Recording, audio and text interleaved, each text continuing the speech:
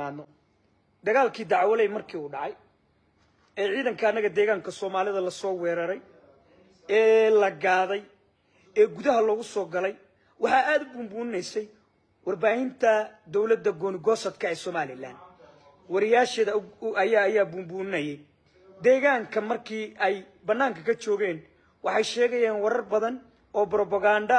oo been ah ay sheegayeen deegaanka anaga ay abuse gareynayeen deegaanka anaga ay haysteen haddana iyagoo sidii kama maarmaano maalin kasta jigjiga dhex taagan war jigjiga deegaanka ka mid ah haddaad tulli guuleed wax ka sheegto haddaad qarri jaqood wax ka sheegto haddaad dacwalay wax ka sheegto jigjigana wax waad ka sheegtay war hadalkayga ma fahmaysan jigjigana wax waad ka sheegtay haddaba nimaan loo digin laba dilin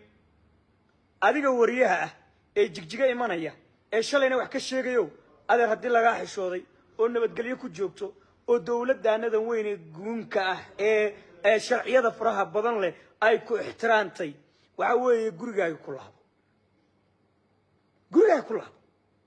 halka ka soo afuuftamaysi ku laabo na soo afuuf laakiin waan idin afuufi haddana waan imanaya aqli ma aha kaa yeeli mayno ma ogolaanayno kuwa inta badan soo dhaweeya ee soo dhaweystay soo galiyana waa lala socdaa ee aaminsan anaa jigjiga iskala anaa ku beenaala tahay jigjiga malid jigjiga deegaanka Soomaalida iskale jigjiga shacabka deegaanka Soomaalida iskale waa caasimaddaanadii annaga iskale annagu ciidan u baahano ayaa soo galaysa cidda laakiin deegaanka wax ka sheegtay ma soo gali karto ma iman karto kama dhaxqadin karto kuma dhaxragon karto muqaal kama duubi karto ma soo dhaxgali karto wala tiktoker wala fanaan wala wariye wala cid dooni ha ahaado jigjiga ma iman kartid haddaad timaadina adaa isgaarsiiyey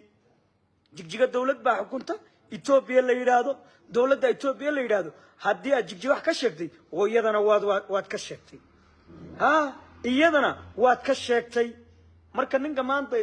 soo qalab qaadanaya ee jigjiga u manay inuu barnaamij ka sameeyo isagoo shalay caayay oo wax ka sheegay oo xukuumadda aflagaadeynay oo ciidankaana wax ka sheegay oo calankaana wax ka sheegay oo ciidanada wax ka sheegay aqli darray kugu tahay inaad deegaanka timaado deegaankan waa deegaanka Soomaalida ee dalka Ethiopia